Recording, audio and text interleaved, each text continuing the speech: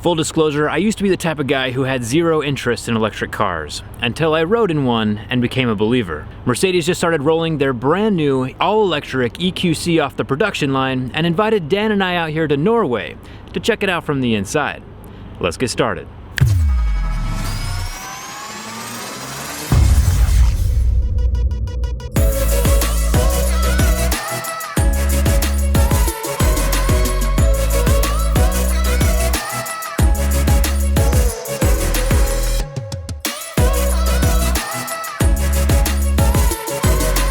Mercedes has been around for over 100 years, and even though this is their first all-electric vehicle, they've taken that experience and that quality that they've obtained over the last 100 years and put it right into the EQC. They're even building the EQC off of their same assembly lines that they build the gas-powered vehicles on. It's all-wheel drive with one electric motor in the front and another electric motor in the rear. Taking a look inside the EQC, leather everywhere, fancy stitching on the sides, and a lot of buttons. If you're familiar with driving a Mercedes, you're gonna feel right at home in this, because all the buttons are the exact same. Every aspect of the seat is motorized, along with heating and ventilation of the seats. And my favorite part about the EQC is that since it's a fully electric vehicle, they have some detailing along the sides that mimic electronics, like the fins on a heatsink or the circuit board patterns on a motherboard, the same type of circuits we see inside of cell phones. We have the same dual screen that we saw inside of the G-Class. You know, you have your navigation sitting right over here, and then your speed and power over here. I'll talk about regen in a second. And then up here we have the little hole in the dash where the heads-up display shines out of. And the cool thing about the heads-up display is that if you're sitting here, you can't see the display, but as soon as you're in the driver's seat, that heads-up display positions itself right in your field of view. The heads-up display is something that I haven't seen in a whole lot of other vehicles, but it's just sitting right there on the glass, projected from the dashboard onto the windshield. So you don't have to be distracted looking around at, you know, your navigation system when it's just right there projected in your field of view. It does take a second to get used to, but it's not a distraction, or as much as I thought it would be. But yeah, just the quality and the attention to detail inside of the Mercedes is insane. Leather stitching everywhere. I really like the heatsink and electronic circuit board design all throughout the theme of this vehicle. Coming around to the rear of the car, we have the same fancy leather stitched seats, rear air conditioning, speakers built into the doors, and check out the back. Plenty of room for activities, power outlets. The seats fold down with just a simple button press. And one of the coolest things that I've seen about this car is that if we press this button here, that drops down a tow hitch down here at the bottom, which is completely concealed until we press the button again. And it should go right back up. It's kind of like the hidden pop-up camera on the OnePlus 7. Speaking of pop-up cameras, anytime we put the Mercedes in reverse, there's a rear pop-up camera that sticks out of the Mercedes logo. Pretty cool. So people aren't going to buy an electric car just to save the planet. They're only going to buy an electric car when the benefits outweigh those of a gas-powered car. And honestly, I think we're at that point where electric vehicles are taking over the gas-powered vehicles. They're more powerful, they have enough range, and just the features are better on electric vehicles. Like, take this for example. On the Mercedes EQC, there's something called regenerative braking, or recuperation. So instead of using the brake pedal, the car is going to use its electric motors to slow the vehicle down and use that inertia, that energy, to put back into the battery. It's pretty cool. So while Dan is driving, on his display, we have this super wide dashboard display right here. We can see when he accelerates, we have the energy being used.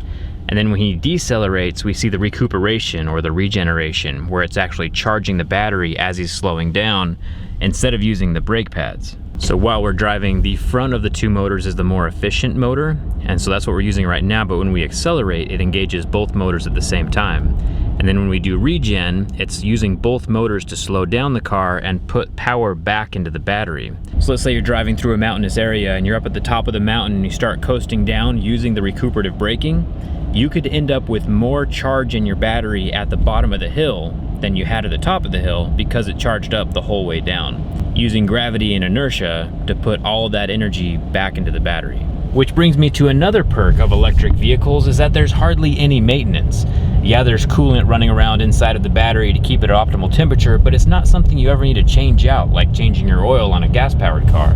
And since it uses the recuperation or the regenerative braking, also brake pads are something you almost never need to switch out on an electric vehicle.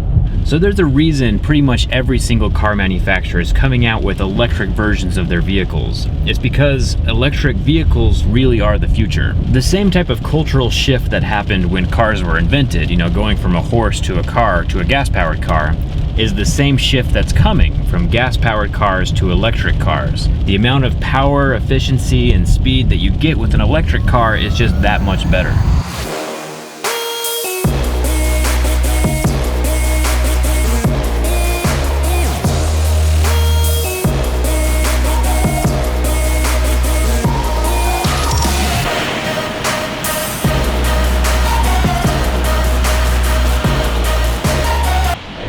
Close? Yeah, you're way too close. You made me nervous. It was beeping dude. at me. It's like.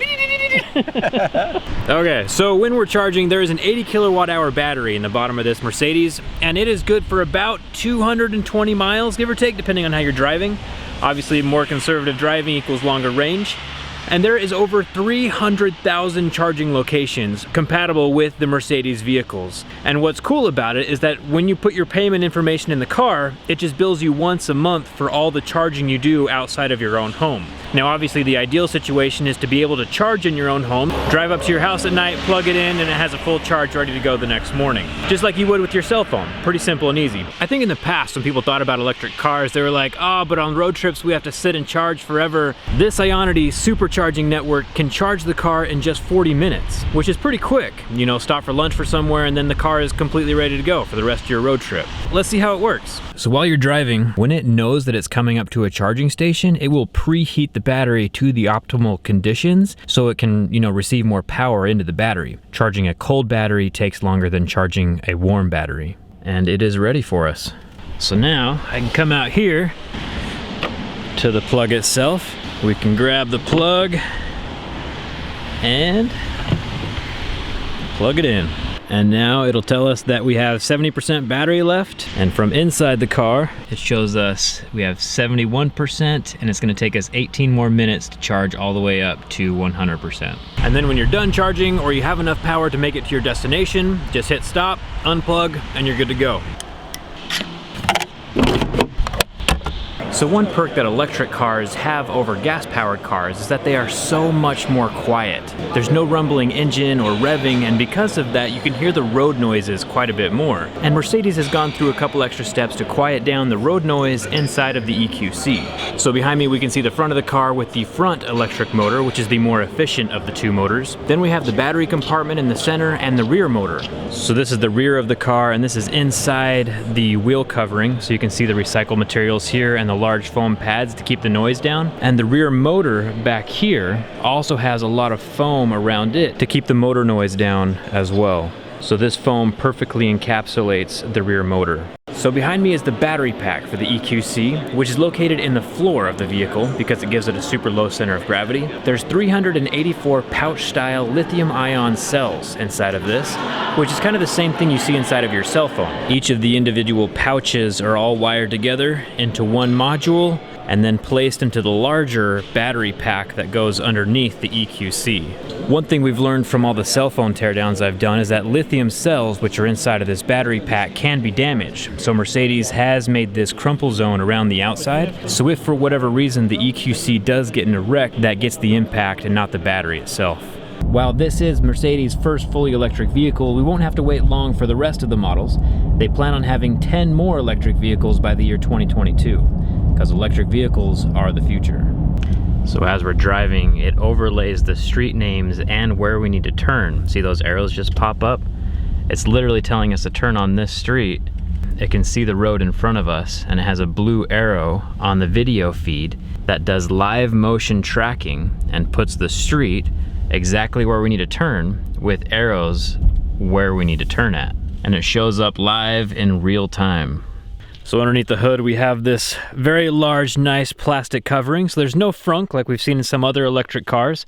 Underneath this plastic covering, we should see some hardware, because Mercedes is manufacturing this EQC on the same lines that they're manufacturing their other gas-powered vehicles. So here we see the electric motor right here inside of its own chassis, which is disconnected from the frame of the vehicle. And this is for sound dampening so that the noise of the spinning motor doesn't enter inside of the cab, because it's an electric vehicle and it's meant to be quiet. So electric cars are the future. The car you're driving right now might not be electric, but the next one you buy could very well be. So my buddy Dan here, he has transitioned to all electric vehicles. Has that been hard? I mean, we have 3 electric cars and my wife and I both drive them, and every day around town, they're fantastic. Like, they're way better than gas cars. I just feel like they are. They're comfortable, they're fun to drive, and they just get up and go.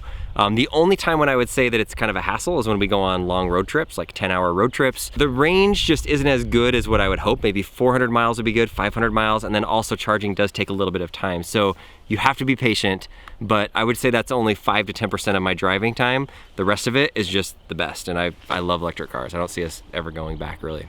And the more electric cars we see showing up in the space, the more competition there will be and the more range they'll all have. So it's great to see Mercedes, a luxury vehicle manufacturer, coming out with a fully electric vehicle. The more competition there is with the manufacturers, the better it is for us consumers. If you have any questions about the Mercedes EQC, leave them down in the comments. Make sure to check out Dan's video over on his channel. He made a list of his 5 favorite things about the EQC, so check that out right here. And yeah. Thanks a ton for watching. Oh, and if you saw any drone shots in this video, I explain a little bit of that on my video, how we got those, and it was pretty tricky. Yeah, we had some drone. I got you. Thanks a ton for watching. We'll see you around.